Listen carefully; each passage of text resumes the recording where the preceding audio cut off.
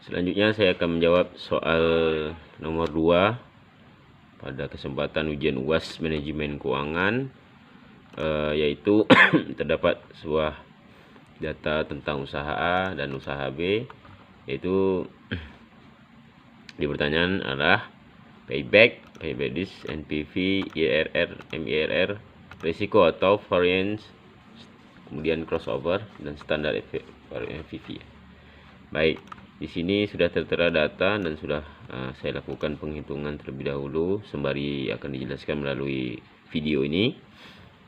Untuk penghitungan pertama kita akan mencoba menghitung usaha A dulu ya. Data ini akan sengaja kita copy di sini. Di sini pesimisnya 0,2, moderate-nya 0,6, optimisnya adalah 0,2. Ini sengaja kita setting seperti ini untuk batas-batasnya.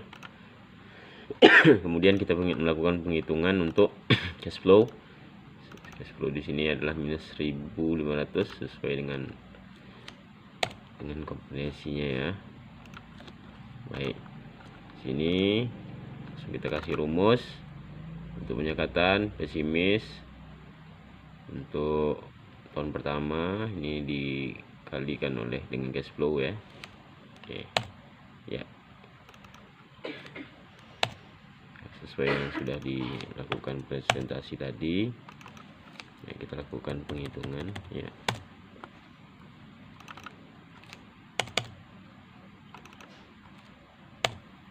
Oke, setelah cash flow setiap tahun sudah dapat, maka kita akan menghitung present value-nya adalah 10% di sini PV-nya dengan interestnya 1.500 ya. Di sini kita tinggal mengcover, ini kita angkatkan ya. Di sini sudah masuk. Begitu juga dengan sel selanjutnya, angkatkan dengan penghitungan sesuai dengan kolom tahun.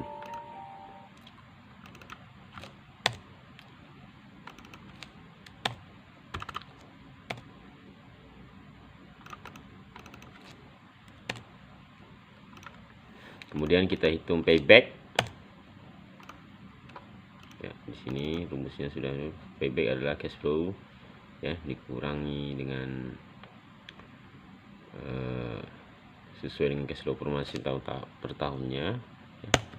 Ini fluktuasinya sudah nampak.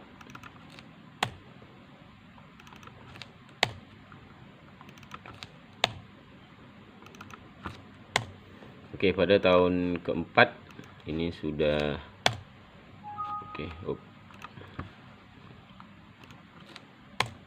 dilakukan. Pada tahun keempat ini sudah, tahun kelima ini sudah minus, intinya sini kita sudah balik, sudah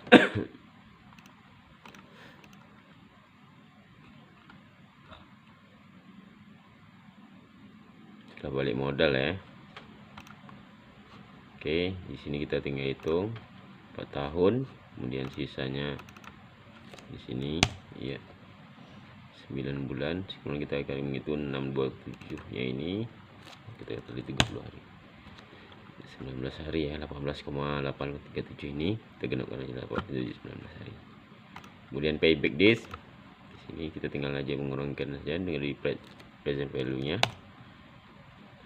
ya, ini seperti biasa.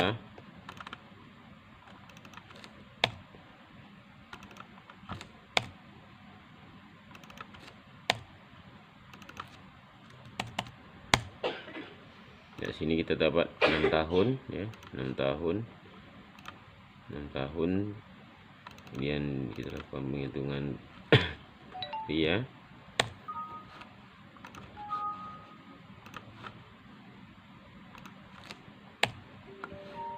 Sudah 6 tahun 3 bulan 16 hari. Kemudian variance atau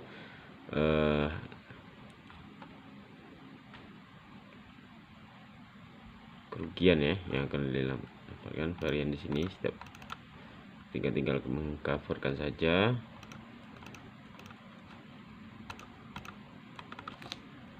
Oke. Baik. Sampai tahun ke-8, tahun ke-9 ya. Kemudian PV variance, present value variance ini ketika 10%. Ini kita kalikan saja.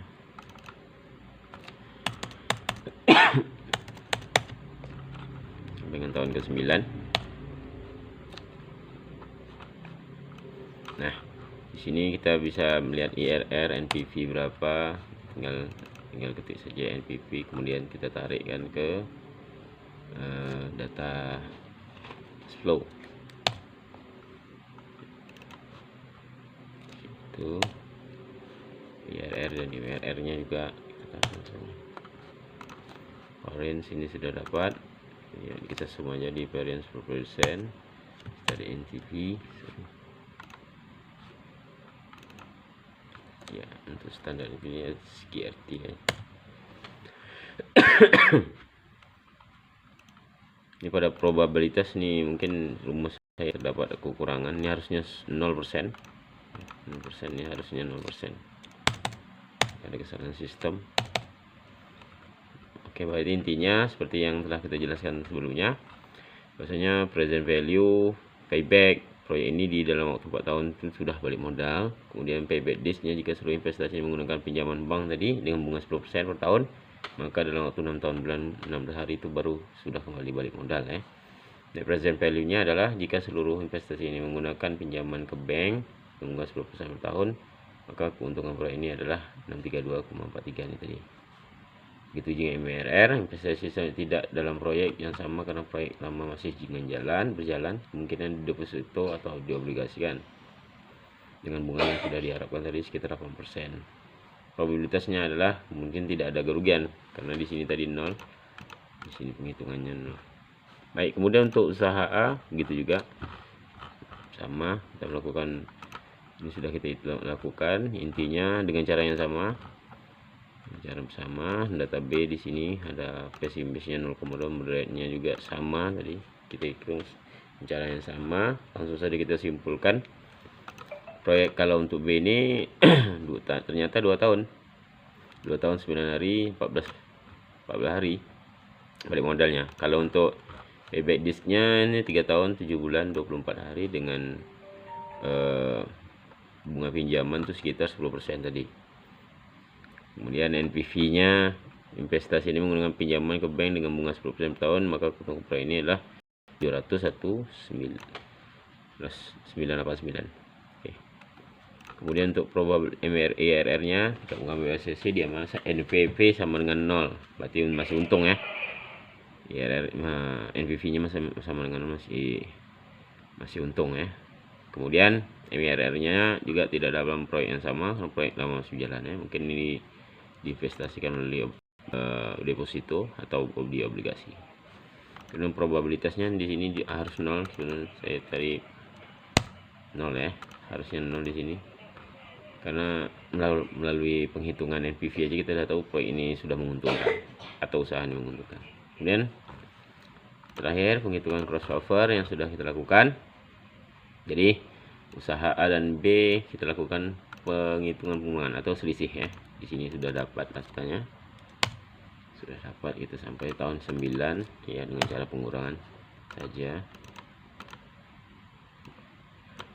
Oke, di sini sudah nampak WACC-nya, sudah nampak NPV-nya tadi ya, sudah nampak. Nah, penjelasannya adalah WACC-nya tadi adalah 7,89% ya. Sini tadi. Maka bagus adalah usaha A dibandingkan usaha B. Ya kan? Jika bunga WACC lebih besar dengan 7, maka yang bagus adalah usaha B. Berarti kalau WACC-nya kecil dari 7,98 ini, maka usaha A yang bagus. Tapi kalau yang besar, usaha B yang bagus. Rekapitulasi sudah dapat tadi, baik. Usaha A dan usaha B ini tadi sudah dijelaskan berapa pengembalian modal, keuntungan yang didapatkan, kemudian probabilitasnya sama-sama dengan 0%. Intinya kedua usaha ini menguntungkan. Nah, kesimpulannya adalah dengan analisa crossover ini tadi kita sudah nampak bahwasanya kedua usaha ini bisa dijalankan dan punya peluang keduanya, dan perusahaan bisa menjadi untung ya, dengan tingkat kondisi sesuai yang sudah direncanakan. Oke, mungkin demikian yang dapat saya sampaikan. Terima kasih, dan saya harapkan arahan dari Prof Teddy untuk melakukan pembimbingan kepada saya. Semoga ilmu dan penghitungan ini bisa lebih mantap dan bagus lagi. Terima kasih Prof.